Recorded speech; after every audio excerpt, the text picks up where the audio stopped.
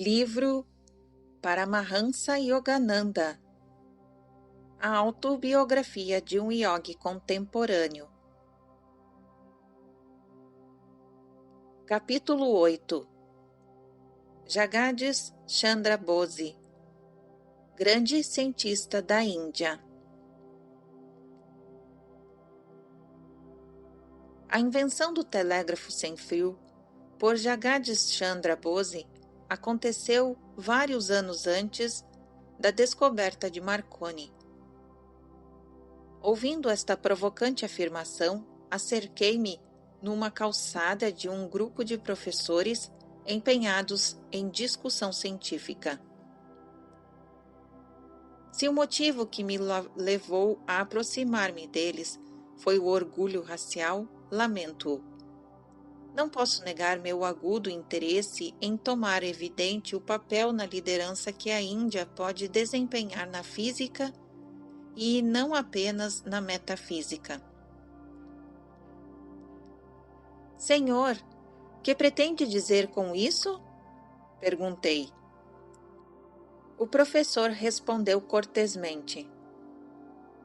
Bose foi o primeiro a inventar o detector independente de fios para as ondas de radiodifusão e um instrumento para indicar a refração das ondas elétricas. Mas o inventor hindu não explorou comercialmente suas descobertas. Sua atenção logo se desviou do mundo inorgânico para o orgânico. Seus descobrimentos revolucionários em fisiologia vegetal estão ultrapassando até mesmo suas radicais realizações como físico. Manifestei meus agradecimentos ao professor, ele acrescentou.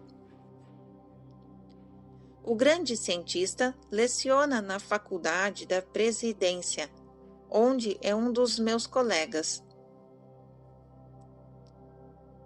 No dia seguinte, fiz uma visita ao sábio em sua casa, próximo à minha em Gupar Road. Há muito tempo que eu o admirava a respeitosa distância. O grande botânico, quase um recluso, cumprimentou-me delicadamente. Era um homem robusto, de uns 50 anos, belas feições, cabelos grossos, testa larga e olhos abstraídos de um sonhador. A exatidão que punha em suas palavras denotava os hábitos de uma longa vida consagrada à ciência. Regressei recentemente de uma visita à Sociedade Científica do Ocidente. Seus membros manifestaram extraordinário interesse por delicados instrumentos de minha invenção que mostram a unidade indivisível da vida. Observação número 58.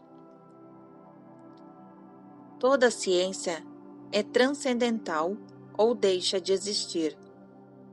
A botânica está agora formulando sua teoria correta. Os avatares de Brahma serão em breve os livros de texto da história natural. Emerson.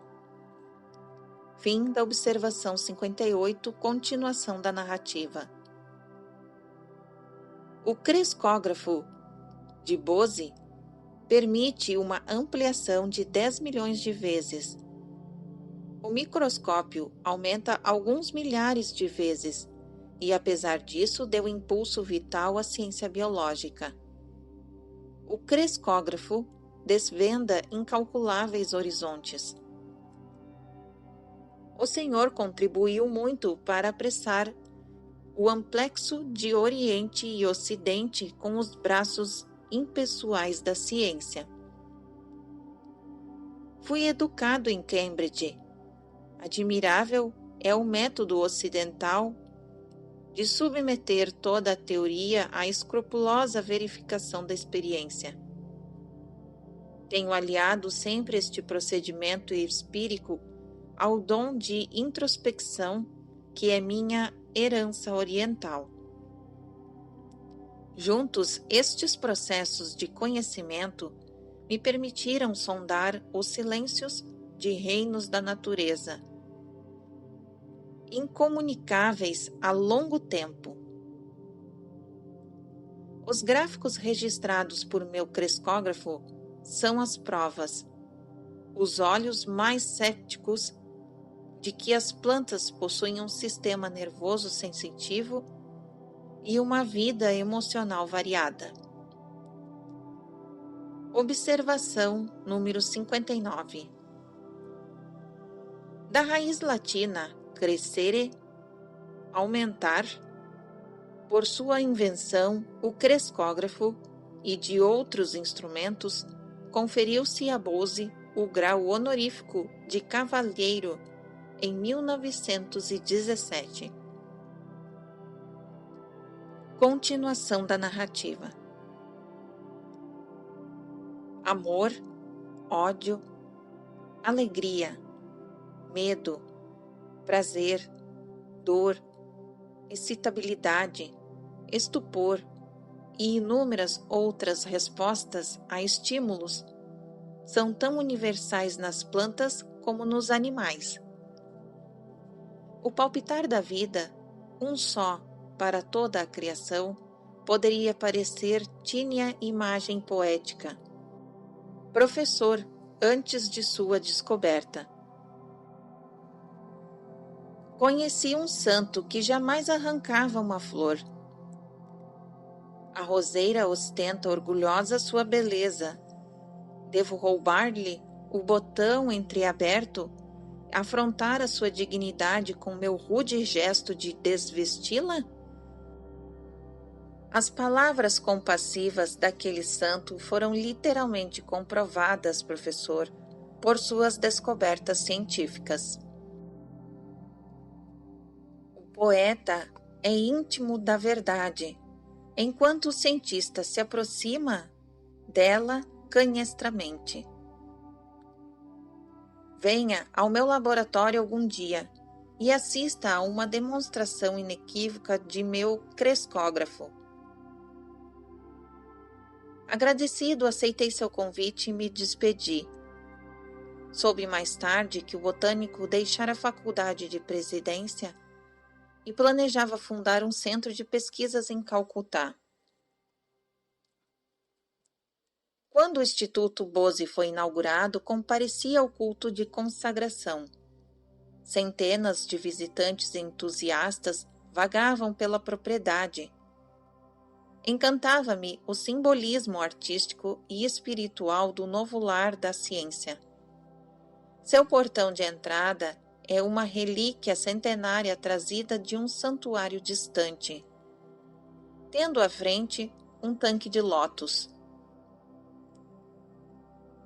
Observação número 60. A flor de lótus é um símbolo divino de grande antiguidade na Índia. Suas pétalas, ao desabrochar, sugerem a expansão da alma, o crescimento de sua beleza pura, emergindo da lama suas raízes, insinuando uma grandiosa promessa de espiritualidade. Fim da observação número 60. Continuação da narrativa. Uma urna escultura feminina, com uma tocha, simboliza o respeito hindu pela mulher como a imortal portadora da luz.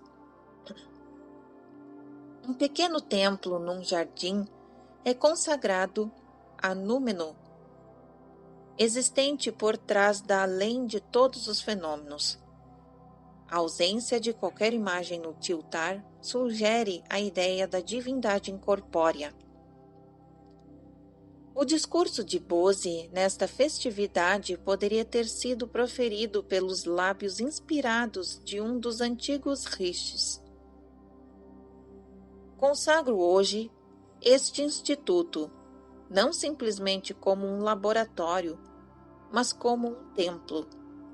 A reverente solenidade de suas palavras estendeu-se como um pálio invisível sobre a multidão que lotava o auditório. Na sequência de minhas pesquisas, Fui inconsistentemente levado a fronteiras da física e da fisiologia.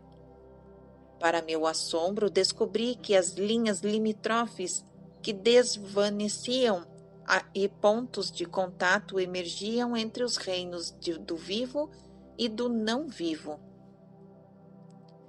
A matéria inorgânica era percebida como algo não inerte, vibrava intensamente sob a ação de forças numerosas. Uma reação universal parecia colocar o metal, a planta e o animal sob a mesma lei. Todos exibiam essencialmente os mesmos fenômenos de fadiga e depressão, com possibilidades de recuperação e de exaltação, bem como a permanente falta de resposta que se associa à morte. Cheio de temor reverente diante desta generalização estupenda, foi com grandes esperanças que anunciei minhas descobertas ante a Royal Society. Descobertas comprovadas por experimentos. Os fisiologistas presentes, porém, não me aconselharam a limitar minhas pesquisas ao campo da física, nem reconheciam meu sucesso, em vez de invadir os seus reinos em conversa. Eu me extraviara inadvertidamente num sistema de castas dos menos conhecidos e ofender a sua etiqueta. Um inconsciente preconceito teológico apresentou-se também, o que confunde ignorância com fé. Frequentemente se ouvida que Deus se nos cercou deste perene mistério evolutivo da criação, implantou em nós também o desejo de perguntar e de entender. Incompreendido pelos outros durante muitos anos, vim a saber que a vida de um devoto na ciência está inevitavelmente repleta de esforços intermináveis. Cabe a ele fazer o lance de sua vida como ardente oferenda, encarando perda e ganho, sucesso e fracasso, como um só evento. Com o tempo, as mais adiantadas sociedades científicas do mundo aceitaram minhas teorias e descobertas e reconheceram a importância da contribuição da Índia à ciência. Observação número 61. Acreditamos que nenhum departamento de estudo, particularmente o de humanidades, em qualquer universidade importante, pode estar completamente equipado sem um especialista conhecedor dos aspectos, dos índices de sua disciplina. Acreditamos também que toda faculdade, objetivando preparar seus bacharéis para um trabalho inteligente no mundo em que deverão viver, deve ter entre seus catedráticos um estudioso competente em civilização da Índia.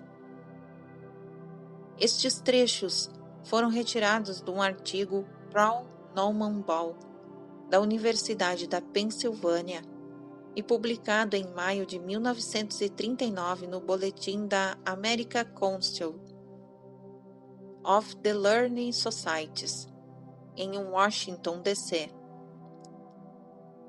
As universidades de Kentucky e Washington e as faculdades de Cornell e Colgate acrescentaram recentemente a seus currículos TINI cursos de estudo sobre a Índia. Fim da observação número 61. Continuação da narrativa. Pode alguma coisa pequenina ou circunscrita satisfazer para sempre a mente da Índia? Unindo sua tradição perenemente viva a um poder vital de rejuvenescimento, nosso país se readaptou a si mesmo através de incontáveis transformações.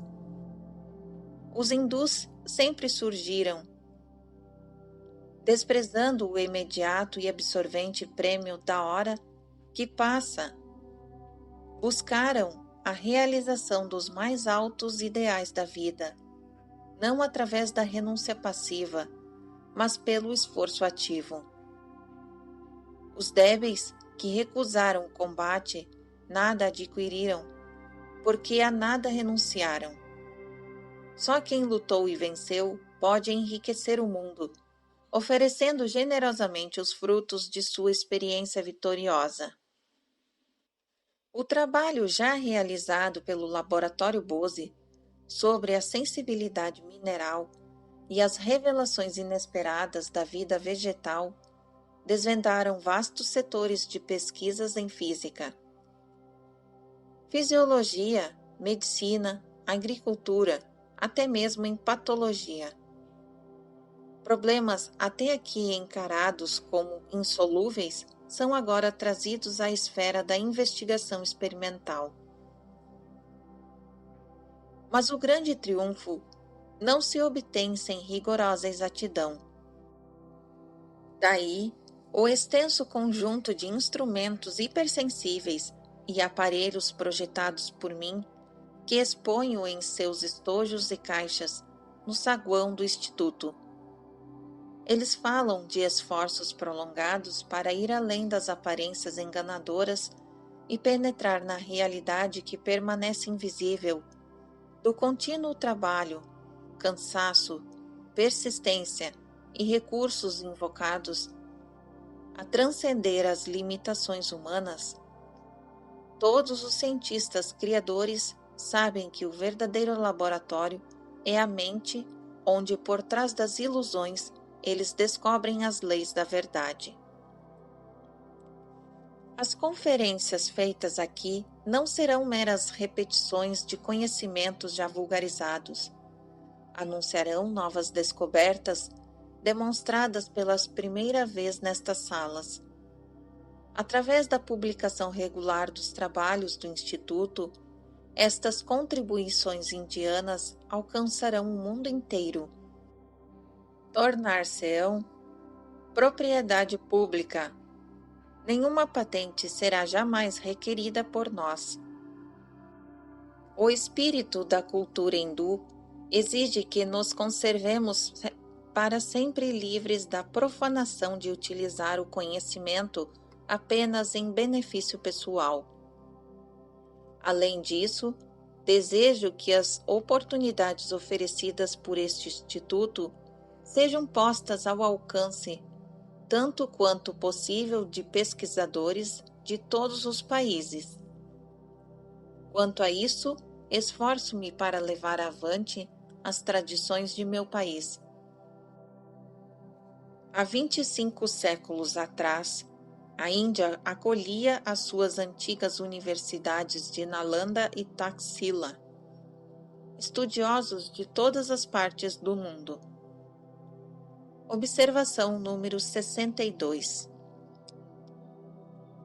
A cidade universitária de Taxila era um centro predileto de especialização procurado pelos estudiosos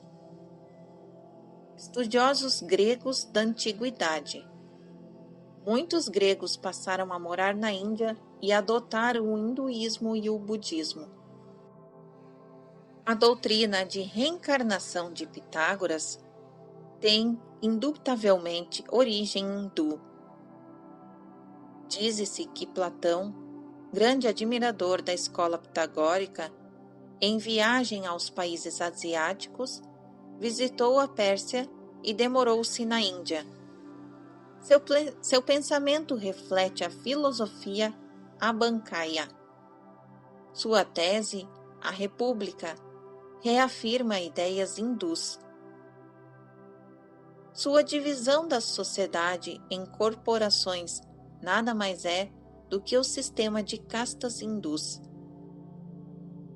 Max, mulher, sustentou a surpreendente semelhança entre a linguagem de Platão e a dos Upanishads. Plotino revela a grande influência do pensamento Shankaya e da concepção budista do Nirvana. As fábulas de Esopo são a versão grega das histórias de Panchatantra, a mais velha coleção de fábulas e contos folclóricos da Índia, levada às terras distantes por marinheiros e mercadores. As Mil e Uma Noites e Simbal Marujo são versões árabes das histórias maravilhosas hindus.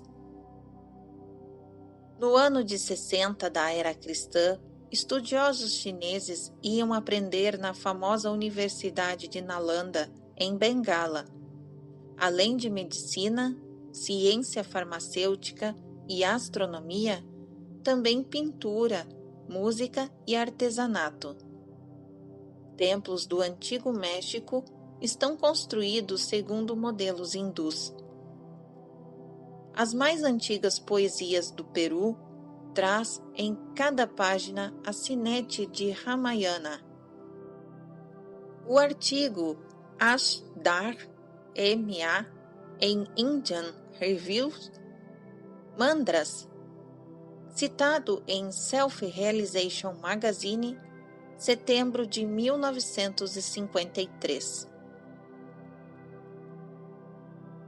Fim da observação número 62. Continuação da narrativa. Embora a ciência não seja nem do Oriente nem do Ocidente, mas internacional em sua universidade, a Índia está especialmente capacitada para fazer grandes contribuições. Observação número 63. As estruturas atômicas da matéria era bem conhecida dos antigos indianos. Um dos 6 sistemas de filosofia hindu é o Vaisesika, da raiz sânscrita vicesas, individualidade atômica. Um dos mais importantes compositores do Vaisesika foi Aulukya, também chamado de Kanada, o comedor de átomos, nascido há 2.800 anos atrás. O artigo da revista East West, de abril de 1934, foi apresentado este sumário dos conhecimentos científicos de Vaisesika. Embora a teoria atômica moderna seja em geral considerada um novo avanço da ciência, ela foi brilhantemente exposta faz muitíssimos anos por Isariada, o comedor dos átomos. O termo sânscrito, anus, traduz-se adequadamente por átomo. Na posterior acepção literal grega, o não cortado ou indivisível. Outras exposições científicas dos tratados Vaisesika era da anterior a Cristo e incluem: número 1. O movimento das agulhas em direção aos ímãs. Número 2. A circulação das águas nas plantas. Número 3. Akash ou éter, inerte e sem estrutura com base transmissora de forças sutis. Número 4. O calor solar como causa de todas as outras formas de calor. Número 5.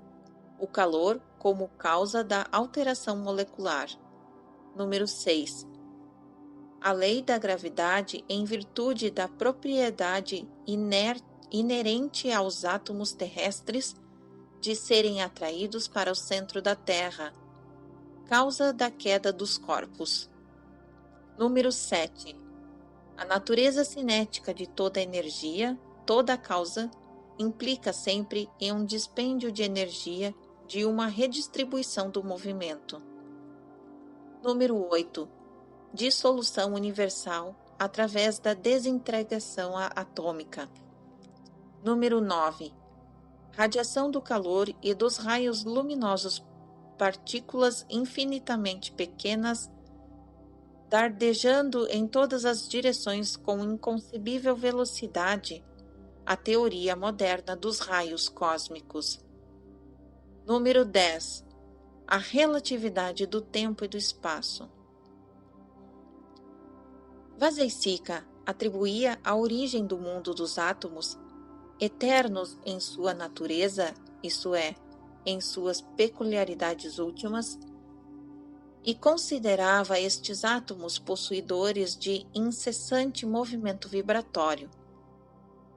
A descoberta recente de que o átomo é uma miniatura do sistema solar não seria novidade para os velhos filósofos dos Vazeišica, que também reduziram o tempo de seu derradeiro conceito matemático, descrevendo a menor unidade de tempo, kala, como o período gasto por um átomo para percorrer a própria unidade de espaço.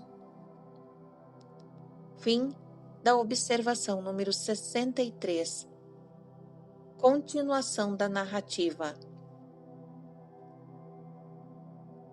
A ardente imaginação hindu, que pode de um conjunto de fatos aparentemente contraditórios extrair uma nova ordem, sujeita-se a freio e exame pelo hábito da concentração. Mas esta restrição confere à mente o poder de manter-se na busca da verdade com infinita paciência. Lágrimas marejavam de meus olhos as últimas palavras do cientista. Não é a paciência, de certo, um sinônimo da Índia, confundido igualmente o tempo e os historiadores? Visitei o centro de pesquisas outra vez logo após o dia da inauguração. O grande botânico, fiel às suas promessas, recebeu-me em seu tranquilo laboratório. Ligarei o crescógrafo e esta avenca, a ampliação é tremenda. Se o rastejar de um caracol fosse ampliado nessa mesma proporção, o animalzinho pareceria-se estar viajando a uma velocidade de um trem expresso. Meu olhar fixou-se avidamente na tela que refletia a sombra ampliada do Avenca. Diminutos movimentos de vida eram agora claramente perceptíveis. A planta estava crescendo muito devagar, ante os meus olhos fascinados. O cientista tocou a extremidade da avenca com uma vareta de metal. A pantomina que se desenvolvia culminou numa parada brusca, reencetando seus eloquentes ritmos quando a vareta foi retirada. Você viu como uma leve interferência exterior é prejudicial a estes tecidos sensíveis? Comentou Bose. Observe, agora administrarei colifórmio e a seguir o antídoto. O clorofórmio deteve o crescimento, o antídoto o fez reviver. Os movimentos evolutivos presenciados na tela me arrebatavam mais do que o enredo de um filme. Meu companheiro, aqui no papel de vilão, introduziu um instrumento aguçado numa parte da avenca. A dor manifestou-se por agitações espasmódicas. Quando ele passou uma navalha transversalmente pela haste, a sombra agitou-se com violência e em seguida se aquietou. Ponto final da morte. Cloriformizando antecipadamente uma árvore gigantesca, conseguiu uma transplantação de grande sucesso. Normalmente, esses monarcas da floresta morrem muito depressa depois de seus transplantes. Jagades sorria feliz ao narrar a operação para salvar uma vida. Os gráficos de meus delicados aparelhos provaram que as árvores têm um sistema circulatório. Os movimentos da seiva correspondem à pressão do sangue no corpo dos animais. A ascensão da seiva não é explicável pelas teorias mecânicas mais avançadas, como, por exemplo, a da atração capilar. O problema foi solucionado pelo crescógrafo, que revelou a atividade das células vivas. Ondas peristálticas irradiam-se de um tubo cilíndrico que se estende ao longo da árvore e serve de verdadeiro coração. Quanto mais o nosso conhecimento se aprofunda, mais admirável é a prova de que o plano uniforme liga uma forma a todas as outras da natureza multiforme. O grande cientista indicou outro instrumento de sua invenção. Mostrar-lhe-ei experimentos com um pedaço de estanho. A força vital dos metais responde adversa e favoravelmente aos estímulos. Marcas de tinta registrarão as várias reações. Profundamente absorvido, observei o gráfico que registrava as ondas características da estrutura atômica. Quando o professor aplicou o clorofórmio ao metal, a escrita vibratória no gráfico parou. Recomeçou à medida que o estanho voltava lentamente ao seu estado normal. Meu companheiro ministrou-lhe um veneno químico. Simultaneamente, com o último tremor do estanho, a agulha, de maneira dramática, escreveu no gráfico a notícia da morte. Os instrumentos Bose demonstraram que os metais, como por exemplo o aço usado em tesouras e maquinários, estão sujeitos à fadiga e recuperam eficiência com repouso periódicos.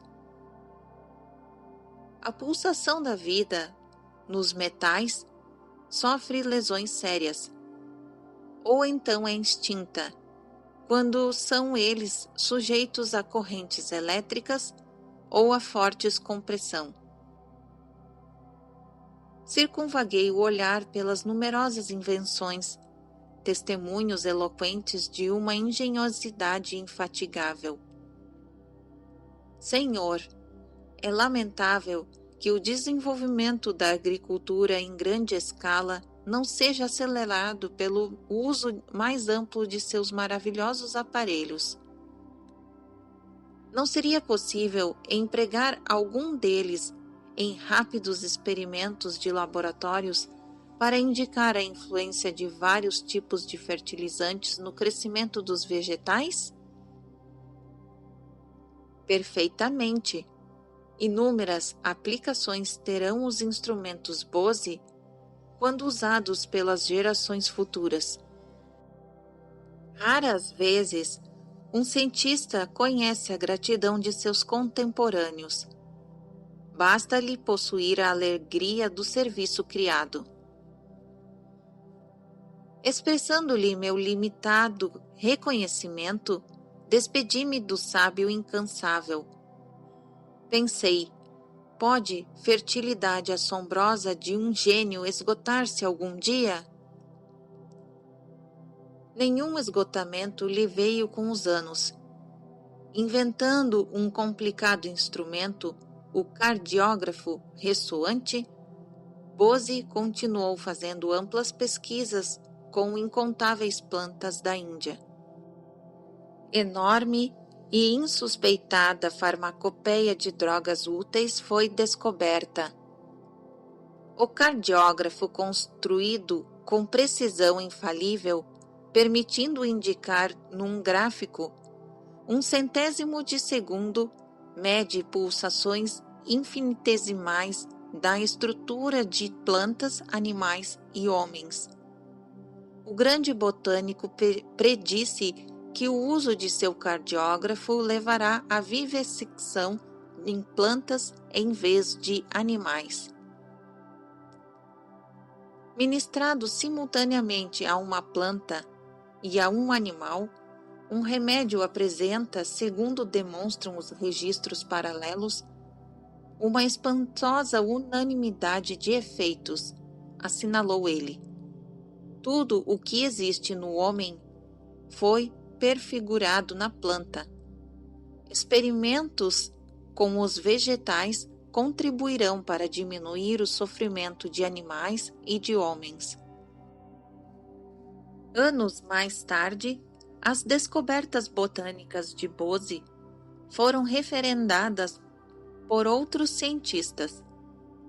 O New York Times assim noticiou um trabalho realizado em 1938 na Universidade de Colômbia. Comprovou-se durante os últimos anos que se produzem minúsculos impulsos elétricos quando os nervos transmitem mensagens entre o cérebro e outras partes do corpo. Estes impulsos foram medidos por delicados galvanômetros e aumentados milhões de vezes por modernos aparelhos amplificadores. Até agora, não se encontrou qualquer processo satisfatório para estudar sua passagem pelas fibras nervosas dos animais ou do homem, devido à grande velocidade com que estes impulsos viajam. Agora, os doutores K.S. Cole e H.J. Kurtz descobriram que as células longas e simples da Nitella, planta de água doce usada com frequência em aquários de peixes vermelhos e dourados, são virtualmente idênticas às das fibras nervosas simples. E ainda mais, descobriram que as fibras da Nitella, ao serem excitadas, propagam ondas elétricas similares em tudo, exceto em velocidade às ondas das fibras nervosas dos animais e do homem. Verificou-se que os impulsos nervosos elétricos nas plantas são mais lentos que os dos animais. Os pesquisadores de Colômbia, por isso, aproveitaram esta descoberta para filmar em câmera lenta a passagem dos impulsos elétricos nos nervos. A planta Nitella, assim, pode vir a ser uma espécie de pedra de Roseta para decifrar os segredos hermeticamente guardados na zona limítrofe entre a mente e a matéria. O poeta Rabindranath Tagore teve sólida amizade a este cientista hindu pleno de idealismo. O doce cantor de Bengala dedicou a Bose estes versos.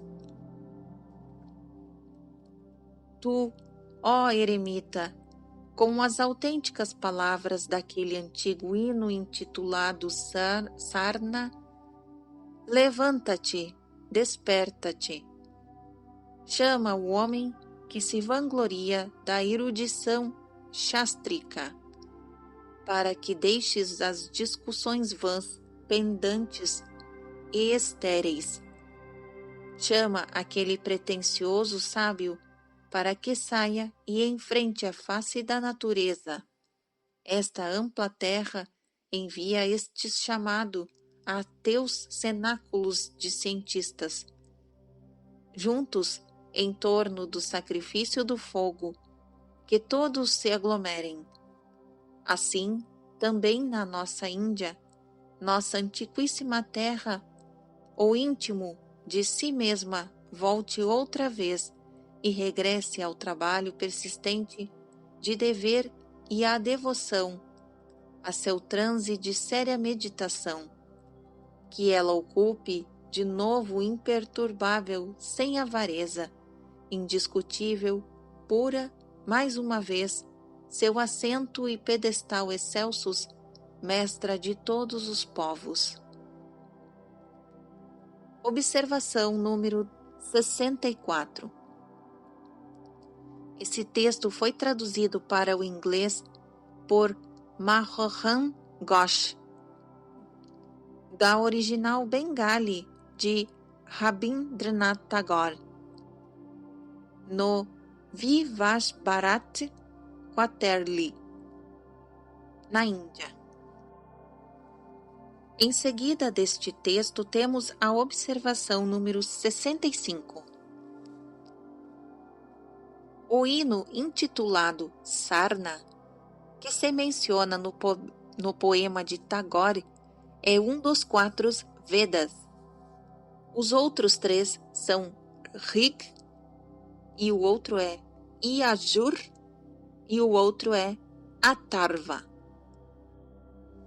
Os textos sagrados expõem a natureza de Brahma, Deus, o Criador, cuja expressão em cada homem denomina-se Atma, alma. A raiz verbal de Brahma é Brith, expandir, que encerra o conceito védico do divino poder de crescimento espontâneo ou da erupção em atividade criadora. O cosmos, como a teia da aranha, diz-se que envolve Vikturut, para fora do ser divino. Tudo o que importa aos Vedas é a fusão consciente do Atma com Brahma, da alma com o espírito. A Vedanta, sumário dos Vedas, inspirou muitos dos grandes pensadores do Ocidente. O historiador francês Victor Cousin disse: quando lermos com atenção os monumentos filosóficos do Oriente, sobretudo os da Índia, descobriremos neles muitas verdades tão profundas que somos obrigados a dobrar o joelho ante a filosofia do Oriente e a ver neste berço da raça humana a terra nativa da mais alta filosofia. Thiels observou: mesmo a mais elevada filosofia europeia, o idealismo da razão proclamado pelos filósofos gregos parece, em comparação com a vida abundante e o vigor do idealismo oriental, uma débil centelha de Prometeu perante o dilúvio de luz solar. Na imensa literatura da Índia, os Vedas, raiz vidi, conhecer, são os únicos textos aos quais não se atribui o autor.